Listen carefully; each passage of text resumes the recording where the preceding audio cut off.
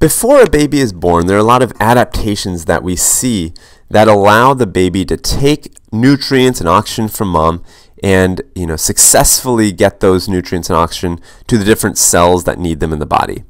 So what I wanted to do is kind of draw out for you in one diagram all the kind of things that we see before birth. These are all the things that are happening while the baby is still in the uterus. Sometimes we say in utero.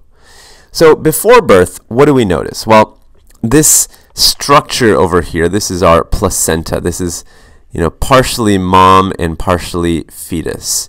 So the placenta has mom's blood kind of pooling in this area, and the baby actually sticks its little capillaries inside of that pool of blood. And you can see that the purplish blood is kind of going in and the reddish blood is coming out. And essentially what I was trying to draw there is that oxygen is getting picked up. So it's actually getting oxygenated. And this blood, as it's kind of reddish, is joining into this blood vessel down here. So this is kind of the smiley part of our face. And this is our umbilical vein. So our umbilical vein is actually going to carry oxygenated blood back towards the liver area. So let me actually just jot that name down, umbilical vein.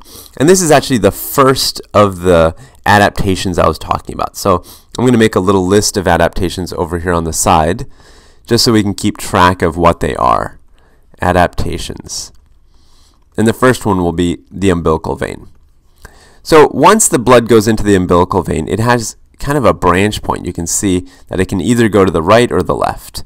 And if it goes to the left, it's going to enter the liver. So if it goes kind of this way, it's going to enter the liver, and it's going to take a while for that blood to come out on the other side because it has to go through all the little capillaries in the liver and then emerge on the other side. But there is a shortcut. So the shortcut, let me just circle it here.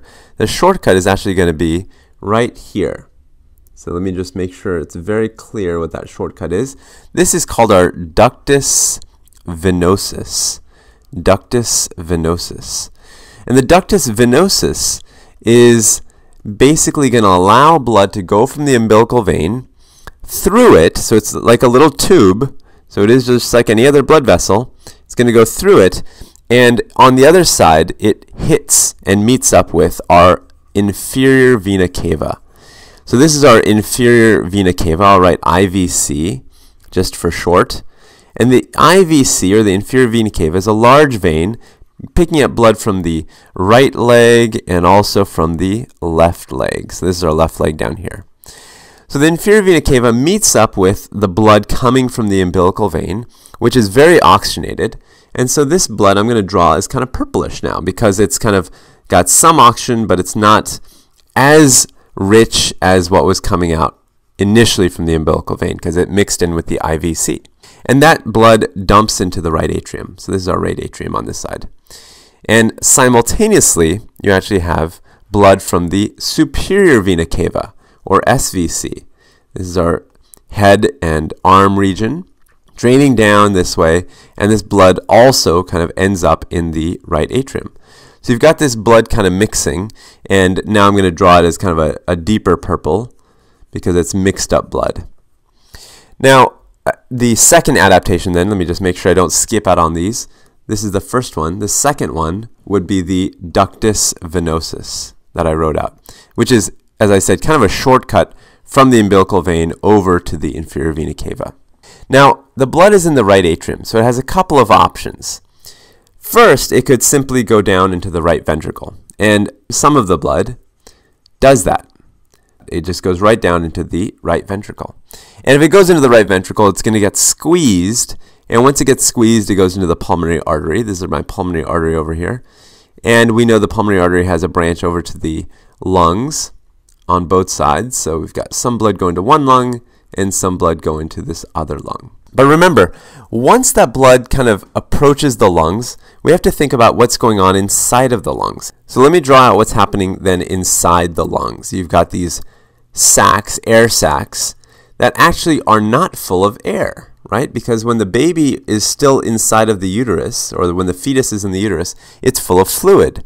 So you've got these sacs full of fluid, and going past them are little blood vessels. So this is a little blood vessel, and let's say this is an arteriole over here. Now, If it's full of fluid, that means there's not much oxygen.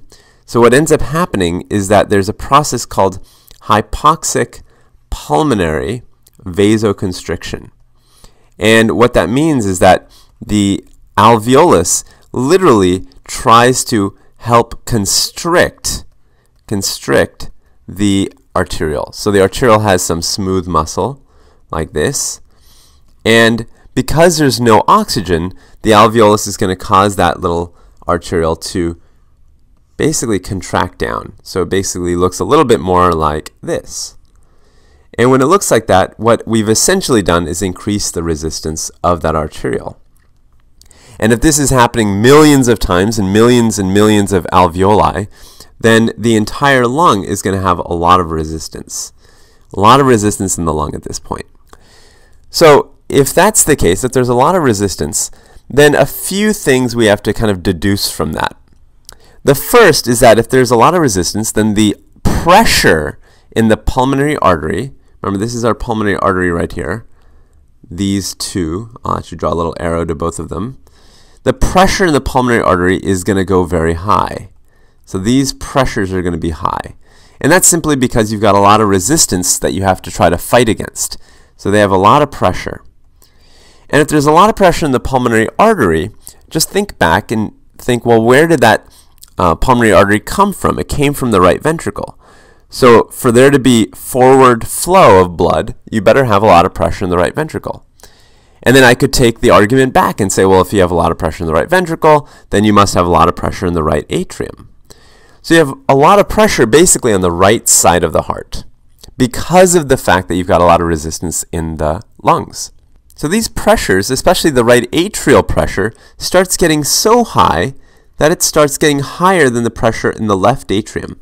And so you get a little bit of blood flow that starts going from the right atrium across that foramen ovale that allows, right here, that allows blood to actually go across it.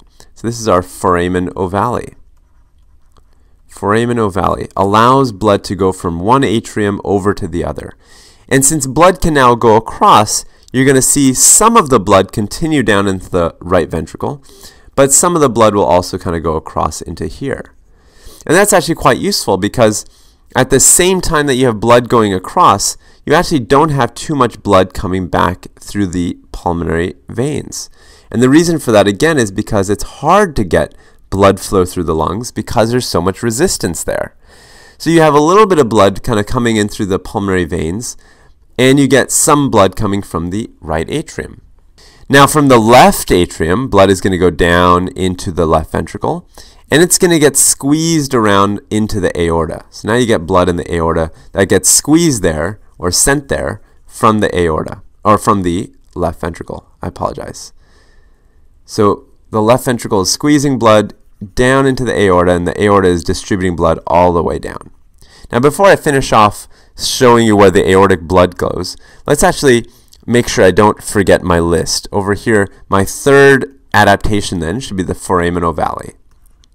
Foramen ovale, sending blood from the right atrium to the left atrium. And a fourth adaptation, actually I've just kind of sketched out but I haven't talked about yet, is right here. So you actually have this little guy right here, a little connection, a little vessel, you can think of it as a vessel because blood flows through there, between the pulmonary artery and the aorta. So this thing right here is called the ductus arteriosus. Ductus arteriosus. So the ductus arteriosus allows blood to go from the pulmonary artery to the aorta. And why would blood go in that direction in particular? Well, remember, the pulmonary artery, again, has very high pressures. And the high pressures are because of the high resistance in the lungs.